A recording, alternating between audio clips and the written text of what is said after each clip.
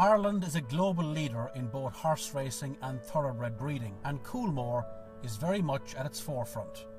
And while Coolmore has major operations at Ashford Stud in Kentucky and in Australia's Hunter Valley, Tipperary is its home, and the place where most of Europe's best stallions began their stud careers. Ireland is the land of the horse, known throughout the world as a centre of excellence for breeding, training and racing thoroughbred horses. Vincent O'Brien's successor in Ballydoyle bears the same name, but is no relation other than in shared genius with racehorses. Aidan O'Brien has rewritten the records so often that any attempt to capture his achievements on the printed page would ensure the piece became outdated overnight. And maintaining a sporting tradition that spans the centuries, Irish jockeys, trainers and horses continue to win the world over. It is here in the lush green paddocks of Ireland's internationally renowned stud farms that many of the world's best racehorses take their first steps. From the Prix de l'Arc de Triomphe to the Melbourne Cup, Irish bred and trained horses continue to dominate, defining the word excellence on the international thoroughbred stage. At Clochran Stud, on a chilly spring morning of 1946, a chestnut foal was born out of the mare Impromptu.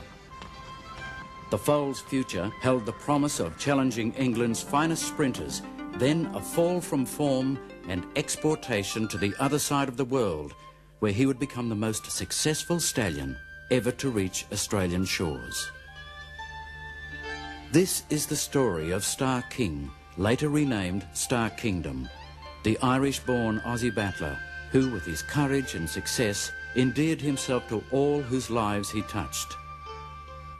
Star Kingdom, the horse who created a dynasty which has spread right round the world. The Star Kingdom dynasty.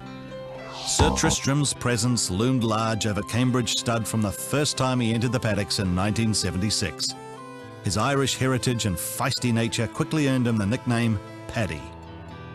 For much of the next 2 decades, Sir Tristram was to reign supreme, and not just at Cambridge.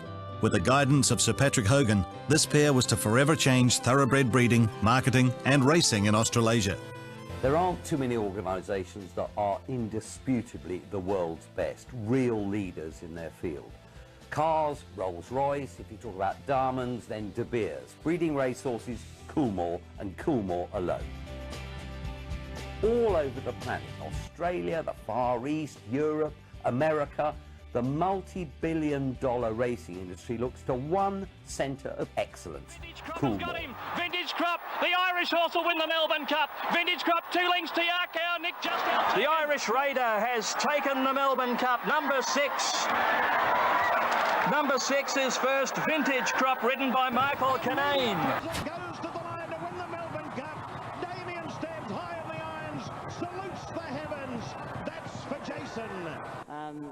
Dermot Weld, what can you say about him? Truly one of the greatest trainers in the world. He's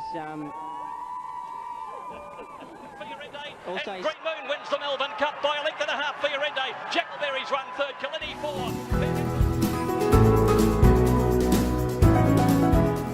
Know who's coming back? Fiorente by a neck. Oliver's lifting him, and Fiorente won the Melbourne